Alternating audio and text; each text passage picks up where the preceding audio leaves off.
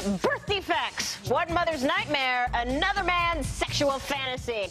Plus, an amateur rocket scientist actually shoots a rocket into space. And tip Kevin Rose shows us how a few bad apples are modding their Xbox is to download illegal games. I think it's just awful. Hey everyone, I'm Laura Swisher. You're watching Unscrewed.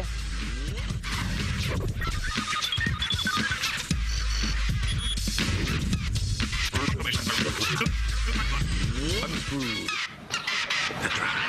And here he is, a man who tried to buy a dime bag of bluegrass when we were in Kentucky. It's Martin Sargent. How you doing, everyone? Thanks so much for being here. Thank you for being here, and thank you, all you people who came out to see Laura and I at the Mall of St. Matthews in Louisville, Kentucky, especially the girls of Claire's Boutique. Wonderful to meet you today. You know, this one guy, remember this guy, Laura? He drove over 400 miles to come see us at the mall. Like, on the way back, what exit do you think he got to before he said, like, what else could have I done with my weekend? You know what? Like, how disappointed must this guy have been? Well, he was very disappointed because he thought Leo was going to show up, and then it's just, you know, you and I, and eh. Sorry about that, who's your guy, but we appreciate you being there. Hello and welcome to Unscrewed, everyone, the show that wades hip deep through the spillover ditch of internet culture, armed only with a frog gig and a flashlight. I'm your host, Martin Sargent. You know, speaking of internet, there's not much that you can't buy online these days. I mean, seriously, I regularly buy everything online, from autographed posters of film legend Charlton Heston to cans of the finest beef tripe with gravy. Hell, I can even get long-range ballistic missile parts from Kyrgyzstan delivered right to my office. But last week, I found something I never thought I'd find online, the secret to regaining the vitality and spirit of my youth. Yeah, that's right. I found it at a site called djrenouf.com. It's really simple. All you have to do is exercise a few minutes a day with this patented latex tough tube system, and after a week or so, the vitality of youth is once again yours. Sure, I was skeptical at first. I mean, how could a few crappy latex tubes help me regain my youthfulness? I mean, how could something that looks like part of a heroin rig help me recapture the long summer days I used to spend drinking Kool-Aid and riding dirt bikes with my best friend, Termaine? That's Termaine in the helmet in the back there. Termaine is dead now, got hit by a train right in front of me. I miss Termaine terribly. And I also miss the carefree days we spent doing bunny hops and endos on our bikes. So after a while, I thought, what the hell, maybe this crazy-ass latex tube system is worth a try. So I ordered it. It was only $275, and when it came, I used it every day in my cubicle. And I'll be dipped in hot lard and flayed with a woven leather belt if it actually didn't work. Within a week, this crazy energy is pumping through me like bad street skag. Suddenly, I was overcome with an insatiable desire to do what I hadn't done in 20 years. Get a dirt bike and ride it all day long. And that's exactly what I did.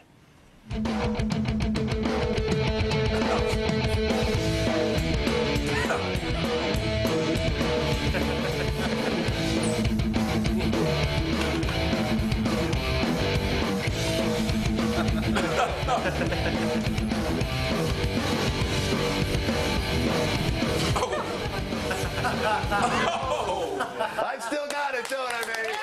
I've still got it.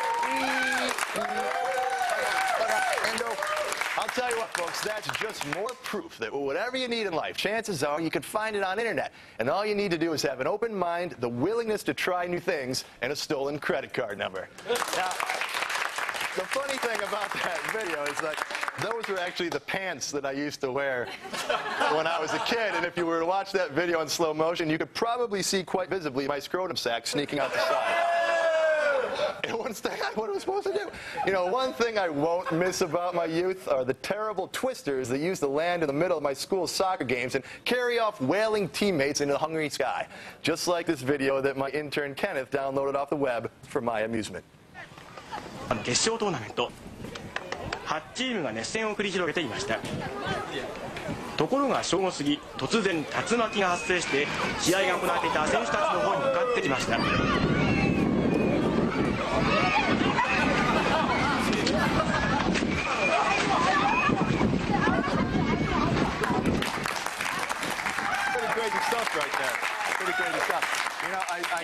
You really think that we needed to know about your little sack there? What, you mean the dime bag of bluegrass? Yeah, Oh, my little sack. No, I don't think. You know what I learned? your hairy grape. Why did you have to bring that up? It was just, it's kind of my hairy grape. Can't you at least give me 2 grapes? Whatever. Just one. I'm sad for our viewers that now have that image in their head. It was a perfectly fine bit, you running around. That was cute. That was cute. And then you had to ruin it with whatever. Never mind. The bit wasn't fine. The bit wasn't fine. You know what I learned about comedy in that is never bring up kids getting hit by trains or people getting taken away by tornadoes. Not that funny. Not that funny, is it, folks? Well, cancer is more entertaining. Can we possibly bring it down? What else do you want to bring up? Jesus.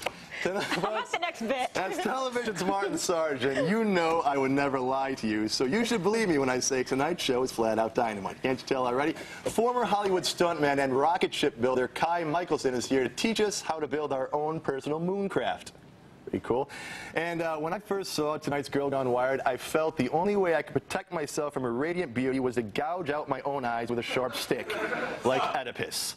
But before all that, we're really going to bring it down some more now, people. Did the Olsen twins make you hot? If you like them separately, just imagine if they were conjoined. My next friend has devoted an entire website to worshiping the fantastical beauty of conjoined twins. Here's Siamese twin lover, Dr. Mercurius Prospero. Hey, doctor. Well, first of all, you're wearing a little disguise. You're disguising your voice, and clearly your name is really not Dr. Mercurius Prospero. Are you afraid of people finding out about your lust for conjoined twins? What? Afraid? Whatever makes you think that? Seriously. I mean, this isn't something that you would talk about ordinarily, like in society, huh? Well, no, not really. I basically got to get tired of people approaching me with large white coats that fasten in the back. Do you really get turned on by this? Well, I'd be a liar if I said I didn't get turned on by it. So I've got to be straight honest with you there. Yes. Why did you start this website, man? I mean, are there others like you out there? As far as getting started, I used to post to other websites. There was a website at one time called the Multiple Breast Art Page. I've got a link to it on my site, as a matter of fact. And is that what happens when you can't, like, get a real woman? You have to, like, start making up these conjoined ones? Seriously.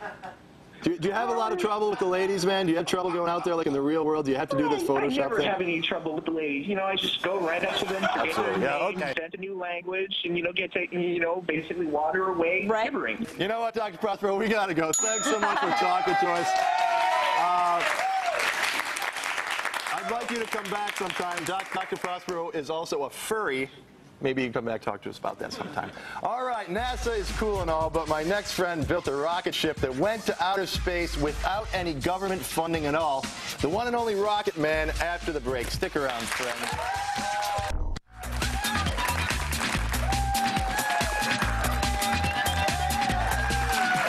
Welcome back to Unscrewed. So you don't have to be an astronaut or get abducted by aliens or smoke DMT to fly into outer space. You could be like my next friend and build your own rocket ship. Via satellite from Minneapolis, Minnesota, here's Kai Michelson, the Rocket Man. Hey, Kai. Great to have you on the program. First of all, congratulations. As I understand it, you are the first private citizen to build a rocket and launch it in outer space. Yeah, that's right. That's pretty cool, huh? That's really cool, man. I mean, how did you learn how to do something like this? What's your background? My background is in the early 50s. I got a chemistry set, and I started making black powder. That's how it all started.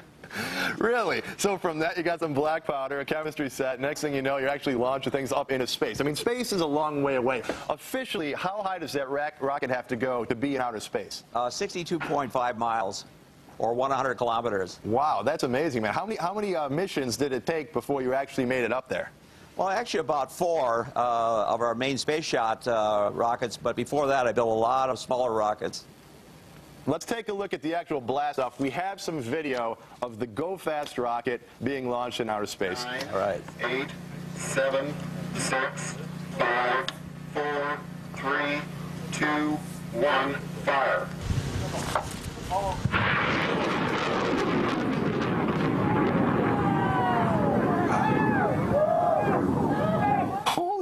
man. That's amazing. That thing was great. Like, did you have to get permission from NASA or some agency to do that? Or you just, like, look up in the sky and be like, all right, looks like no plane's coming. Well, let's launch her off. Well, that's a story in itself. It actually took me about 2.5 years to convince the federal government that I was capable of building and launching a rocket like that. Where did you do that? Because I would imagine, I mean, if I was the government, I wouldn't let you do that anywhere near, like, any population. Where did you do that? Well, that was actually out in the Black Rock Desert. Oh, where they had the Burning Man Festival? Yeah, oh yeah. We were just another happening out there. Man, I've launched myself in orbit many times out there myself. Guarantee you. It's called the Go Fast rocket. How fast did that rocket actually travel? Okay. Well, you ready for this? It went Mach 2 in 2 seconds, so that's 2 times the speed of sound in 2 seconds. And 9 seconds, it went 4,000 miles an hour. All right, so put that in perspective for someone like me who doesn't know anything about space travel or rocket science. Well, you know, basically it was going 4,000 miles an hour. That's, you know, almost a mile a second. So you could see that thing was cooking. It really was burning some rubber, man. Now I see that. I guess that thing behind you, to your right, is that part of the rocket? Yeah, that's actually the nose cone in the payload section. And you can see the paint was actually burnt off of that, the lower part. That's just from the friction of the air going over it. What kind of paint? Is that Glidden? You should have used the Glidden paint. No. No, it was heat-proof paint like they use on headers on race cars. We're taking a look at you, like, finding the rocket right now. And I see, when you found that thing, it was actually, like, buried right in the playa, right in the desert. Yes, it was. How deep down did it go? Did you guys have to, like, burrow into it? Well, actually, it hit a bunch of boulders and split the boulders right in half. The nose cone is made out of tool steel. And it actually split it right in half, and hey, the nose cone was in great shape after we took it apart. It looks pretty good. Where do you keep that in your house? Well, actually, I should sleep with it, but, you know, my wife isn't in at school yet. Pretty proud of that rocket, aren't you? Know? Well, there's a little bit of radiation in it, too. I don't know. I mean, I've seen people sleep with things like that. I know NASA spends billions and billions of dollars to build their rockets. How much did it cost you to build the Go Fast rocket? Well, when we first started this thing, actually in about 1995 up to now, it's about $700,000. But they're more around about $150,000 to $200,000. Why did you do that? I mean, that's a lot of money, man. I mean, are you going to make any money off of this? Or is this just for fame to end up on this crappy TV show? No, it's a great show. I mean, what have you gotten out of this? I did it, you know, because I was a dropout of school in the 9th grade. I'm totally dyslexic. And back then when my teacher told me, you know, I don't want your kind around here, it just set my precedence and made my character. And I decided to take this challenge on. I ended up fighting with the federal government. I ended up fighting with a lot of people, but when it was all done, I pulled it off. Did you say that to your 9th grade teacher? Like, oh, yeah, Mrs. Stanley, well, I'm going to build a rocket ship and go to space. No, I think I told her I was going to race in the Indianapolis 500. That never happened, did it? No, but I did race cars. I raced a lot of rocket-powered cars. So what's next? I mean, are you guys going to try to build a rocket that you can actually sit in and go to outer space? That would have to be a very powerful rocket. Well, I think probably the next thing is an orbital flight. Probably the next thing we'll get into is you know, small projects that will start with microsatellites, and we'll go from there. Kind of like a Sputnik kind of thing. Is NASA, are they going to be cool with that? Are you actually putting something up there? Well, you know, I'll tell you what, at first they were pretty gun-shy of us, and we were them. But once they got to know that those guys were very serious of what we were doing, and we knew what we were doing, they really started backing us. We got a lot of support towards the end. Yeah, have they offered you a job? I don't think so. I wouldn't take it. I don't work for nobody. We should point out rocketry and motor building is kind of in your blood. Your grandfather, Anton, helped build the first Michelson motorcycle back in 1912, right? Yeah, well, actually, it was actually before that, 1912, actually about 1906. And they built the Michelson motorcycle and the Minneapolis motorcycle. But I've also got some pictures of my great-uncle coming off a ski jump in 1905 on a bicycle. Wow. You come from a very talented family, my friend. Yeah. Kai Michelson, congratulations, all right? Well, thank you very much. You got it. You guys find out more about the story, and you do it by visiting KaiMichelson.com. He actually sells rocket kits. That's really impressive. It was amazing. My teacher said something to me once. I ended up spray painting a car. Hey, coming up, our Girl Gone Wired is so tasty, she oozes pork gravy. Stick around. Now let's pull back the heavy black cloak that covers our lust cave and get ready to spelunk into another Girl Gone Wired. Tonight's misty spray of honey drizzle is Amy Bryant. Amy was a shy child who spent her childhood reading books and playing alone. Well, Amy, as a child, I too was the victim of crippling shyness. In fact, I refused to leave my room for 13 years, between the ages of 8 and 21. During this time, the only person I let visit me was my imaginary friend, Orlando. Together, Orlando and I played the years away, building play forts and putting on skits for a crowd of imaginary theater patrons. And then one night, when I was dreaming of the likes of Amy's glistening ass, I woke to find my friend Orlando trying to strangle me in my sleep. But I woke and fought him off. And because he was just imaginary, I killed him easily with my bare hands. And then I fled my room forever, and I've never been shy since. Except when I try to talk to Morgan Webb, then I just get all flustered. But hey, you can see more of Amy on our website, amybryant.com. Well, Laura's with D-Tip Kevin Rose, and I fear they are embarking down the dark trail of illegality. Laura, what's doing? Well, Kevin is going to show us what some people are doing. He's going to, just to let you know that it's happening, not endorsing it in any way. So it's important to let Microsoft know this stuff. Exactly. So, what better forum than here? We're going to start off today with a little bit Xbox modding. Now, the traditional way to mod an Xbox is to add a mod chip. That means taking apart your Xbox, opening up, actually getting in there with some solder. Which voids the warranty. Voids your warranty. That's no good. But recently, within the last few months, they've come up with a way to mod the Xbox without even opening it up. It's completely solderless. Let me show you how it works. First thing you got to start off with is you have to get this little adapter here. This is called the Phantasy Star Online USB adapter. Now, Microsoft sells this if you own Phantasy Star Online. It's actually free if you own it. You can just go to the website and pretend you own it and they send you one for free. Right. So start with that. Once you get that device in the mail, you also need a USB thumb drive. This one here is just a little Movo. It's just a generic USB thumb drive. You're going to find some files that you need. It's called the Mechasalt exploit. You can find them on the web. They're all over the place. File. Wonderful file. Take it, plug it in, plug it into the device here, and it plugs right into your controller. And once you do that, you've loaded this right into your Xbox controller. You can then go into the actual Xbox screen here. Let me see if Keith can pull it up. There we go. Go into the memory, and we go into the controller here, and you'll notice that I actually copied over the Linux Mechasalt installer right here to the controller. You copy that to the Xbox hard drive, so it's taking it from the controller into the Xbox hard drive. You then take the Xbox. You have to get yourself a copy of the original game Mechasalt, not the Platinum Edition, although this is the Platinum Edition box. You need the first one that has the actual exploit. We're going to open that up here, pop this out, open the Xbox up, and put the game in. And what's going to happen here is it's going to load the game Mechasalt. Now, this game has a hole in it. It was a bug that some hackers found out there. Oops. And it's going to allow you to run. Are you still with me here? I'm still, of course. I want to make sure we're on the same page. Mechasalt, put it in, Gotcha. bug. Yeah, let's go. All right. So what you're going to do is once it's loaded up here, we're going to go into the campaign mode, and we're going to load that saved game that we copied over to the hard drive. So you're going to look here. Here's the campaign mode, and it says Run Linux. Now, that is not your average saved game. That is not going to take you into a game. It's going to launch a program called Evolution X, which is the replacement dashboard that Microsoft offers. Let me start it up here. So what we've done is I'm going to power this back up here. Now you can go ahead and take this memory controller out, and let me see if we have power here. Fire it up and pop out the game, and now you're going to go into the hacked Evolution X. So let's pretend that you just had clicked on that button. This one's already been done, so I can't really. We'll pretend. You still with me? Yes. Okay. So now we're going into Evolution X here. Now, Evolution X is the replacement dashboard. It's going to allow you to do things like back up your games, turn your Xbox into a media center. Here is beautiful. The launch menu here, and you can do things like games. Here's all your games that are backed up to your hard drive. Now, these don't come preloaded, but you can just back them up there. It's pretty cool. I mean, there's all different types of things you can do once you get to this point. You can go into System Utilities here and go into your skins here, and there's all different types of things that you can change this to. Here's a background I love.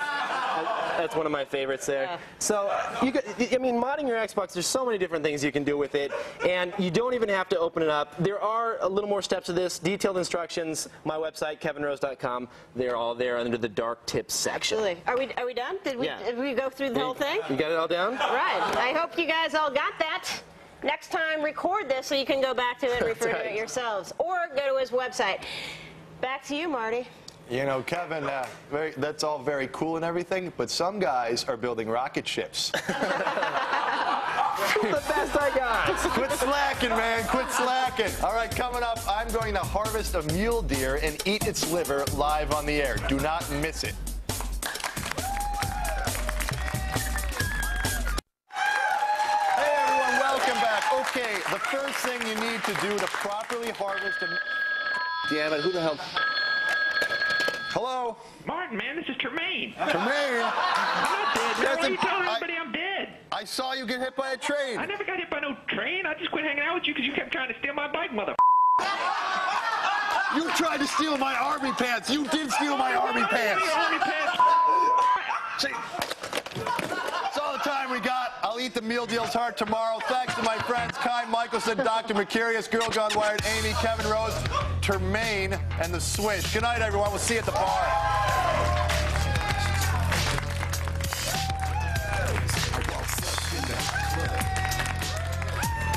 Looking lovely, tried to show some love.